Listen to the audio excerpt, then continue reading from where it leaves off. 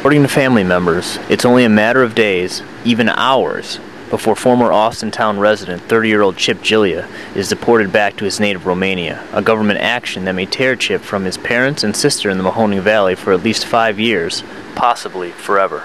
The Gileas hope to stop deportation by citing errors made by their past lawyers and errors in the paperwork filed when Chip first arrived in the U.S. Representatives from U.S. Senator Sherrod Brown's office, who recently took interest, said a letter to immigration officials on the family's behalf is in the works. Although validated by the new congressional support, Chip's family is still in anguish over his jailing and now 10-month absence. I have a hard time. We'll be in hell. We'll be in hell for 10 months. I don't wish upon anybody no. to go through what we are going through. We, the three of us, are the only ones that know what we've been going through for the past 10 months. I mean, you don't know when he's calling. You don't know, you know, like gonna be transferred. Yeah, if he's gonna be transferred. It's like a nightmare. Every day you live like under pressure. And then for my mom to, like, every time I leave the house, she locks the door. She's a prisoner in her own home. It's amazing because she's afraid that somebody's gonna come and take her. November 24th, 2007, Chip was arrested by Immigration and Customs Enforcement agents at the Allied Waste Carbon Limestone landfill in Poland Township, where he was employed as an electrical engineer alongside his father Virgil. For the last 10 months, he has been held at various detention facilities across Ohio, deemed a person who stayed in the United States beyond his authorized period of admission, and a flight risk. Chip's parents and sister take issue with both designations. Agents show up in our power plant, no name, no badge, no, just normal clothes, and I ask him for Virgil Gilea. I say, I am Virgil Gilea. He say, no, I'm looking for the youngest. I say, my son Chip is upstairs, he's electrical engineer here. And he says, so I open the door, run up the stairs, open the door, then he flash the badge. I'm with ICE, we have to come with me. You know, give you the name, you know, give you what reason. And the guy on the minivan, he pulled up in front of my son, and I run up there. My son passed one little creek, and the guy from minivan jumped from minivan. He pulled the gun on him. I tell my son, Chip, you got a gun, you got a gun. My son put his hands up. The second agent, he kicked him and put it on the floor. And we see a lot of people coming on. The guy put the gun right away in our back. The Gileas say Chip's illegal status can be traced to 2003, when his then lawyer filed Chip's application for asylum 3 days late. The application, subsequently, was denied, and Chip was given 30 days to leave the country voluntarily without deportation. His lawyer dropped the ball again, however, by failing to inform him of the 30-day deadline. That attorney no longer works for the Gileas, but he has filed official paperwork attesting to the fact that Chip didn't know about the order when it came across his desk. In jail. 300 days in jail. How much punishment is going to be? For lawyers' mistakes. I think it's enough. Why these lawyers practice the law? In jail and deported, you know, both, you know. And the money.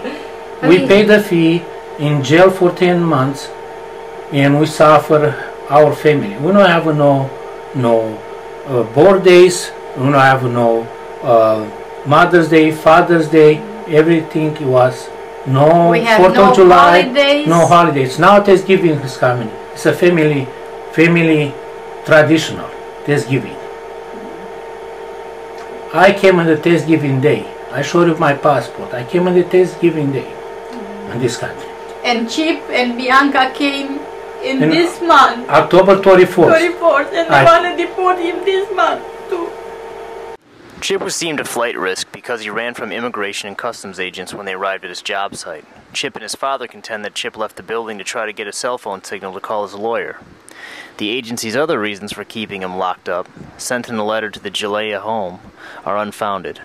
As far as sponsorship and equity are concerned, Chip was making the mortgage on a newly decorated 2-story Austintown home with a 2-car garage. He lived within 10 minutes of his entire family and most of his friends.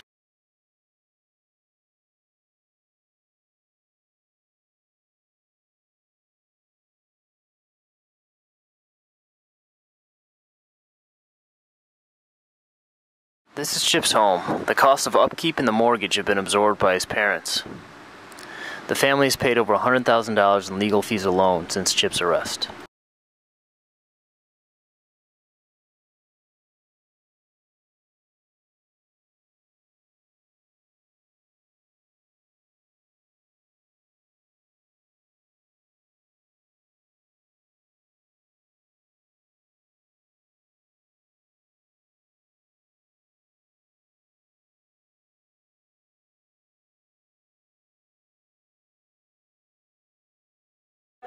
What do you guys think you're going to do from here? I mean, once he gets deported, you're just going to start the process all over again?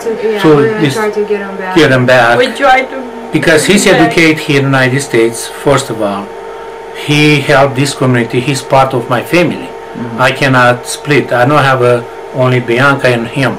The attorney that we have, she gave us a lot of hope, and she says everything is gonna be okay. She called us and she promised us he's gonna be fine, and he's gonna have his green card, and he's gonna be out of jail. She even asked me to send her champagne because she's gonna be out of jail in 90 days. 90 days to send her champagne. No, she said prepare the bottle of champagne in 90 days because he's gonna be out. To celebration. To celebrate. Look at that. It's 300 some days. And when I called her one day, and she says she has to stay in jail because he's a young man. He can handle and pay the consequences. What consequences? The consequences, yeah. What consequences? Yeah. From somebody else's mistakes, and the lawyers, they left, and they have their family together, and their children, and they're happy. It's ridiculous.